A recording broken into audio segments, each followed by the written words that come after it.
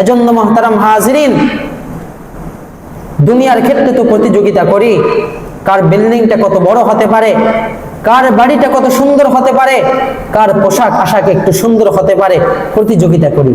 কিন্তু যেই বিষয় নিয়ে আমি প্রতিযোগিতা করি, যেই বস্তুকে অর্জন করার জন্য আমি প্রতিযোগিতা করি, হায় আফসোস, সেই বস্তু আমার সাথে কবরে যাবে না। সেই বস্তুর উপভোগ আমরা কবরে বসে করতে পারবো না।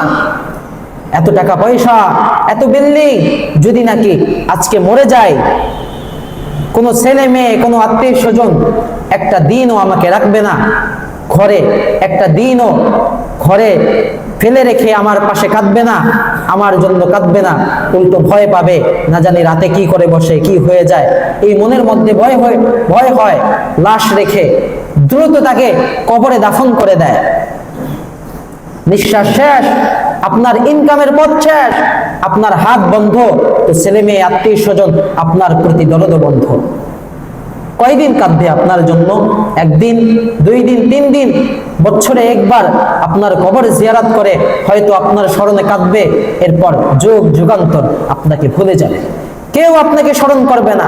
হ্যাঁ, স্মরণ করবে একটা জিনিস, সেই জিনিসের নাম হলো কোরআন। সেই জিনিসের নাম হলো যেই ছাত্রটাকে আপনি মাদ্রাসায় ভর্তি করিয়ে দিয়েছেন, একদিন দেখবেন সবাই ভুলে যাবে। হঠাৎ একদিন কবরের সামনে আপনার কোনো একজন এতিম সন্তান, আপনার কোনো একজন নাতি, আপনার কোনো একজন অপরিচিত সন্তান, যাদেরকে আপনি টাকা দিয়ে পয়সা দিয়ে সহযোগিতা করেছিলেন, তাদের অন্তরে কোরআনের মহব্বত আছে, তো তাদের অন্তরে আপনার প্রতি দরদ ঢুকেছে। একদিন দেখবেন হঠাৎ কোনো একদিন আপনার কবরে এসে সূরাতুল ইয়াসিন পাঠ করবে। আপনার কবরে আযাব চলতেছিল, জাহান্নামের আগুন দাও দাও করে জ্বলতেছিল, ওই এতিম সন্তান যখন আপনার কবরের সামনে এসে সূরাতুল ইয়াসিন পাঠ করবে, সূরা ওয়াকিয়া পাঠ করবে, সূরাতুল রহমান পাঠ করবে, সাথে সাথে ওই হাফিজে কোরআনের কদমের বরকতে আল্লাহ পাক চিরতরে আপনার জাহান্নামের আযাব বন্ধ করে দিবেন। বলেন সুবহানাল্লাহ। এজন্য বুদ্ধিমান তো এই ব্যক্তি যে চিরস্থায়ী ঠিকানা খোঁজে, চিরস্থায়ী নিয়ামতকে বুঝে। এই যে নিয়ামত, কিছু আমার সাথে যাবে না, দুনিয়ার এই ক্ষণস্থায়ী সম্পদ কিছুই আমার সাথে যাবে না।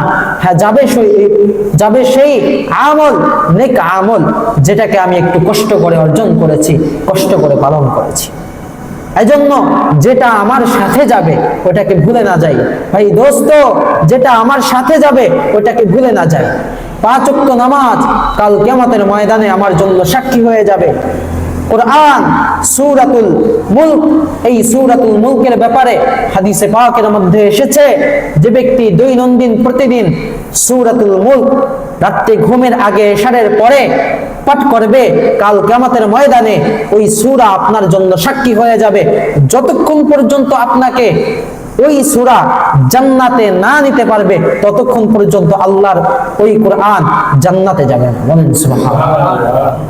কেমন শক্তিশালী ফর্মুলা, কেমন শক্তিশালী দলিল, কিন্তু সেই দলিল আজকে আমাদের কাছে পুরাতন, আজকে আমরা সেটা পিছনে ছুঁড়ে ফেলে রেখে দিয়েছি।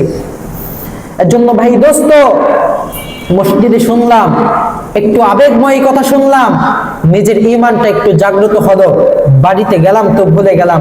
বিষয়টা যেন এমন না হয়, বিষয়টা যেন এমন না হয়।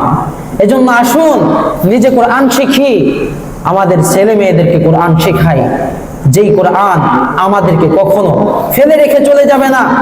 কারণ কোরআনের কোনো কি নাই, হাত নাই, কোনো মুখ নাই, কোনো দেহ নাই, যে দুনিয়ার এই বুকে এসেছে কিছু উপভোগ করার জন্য।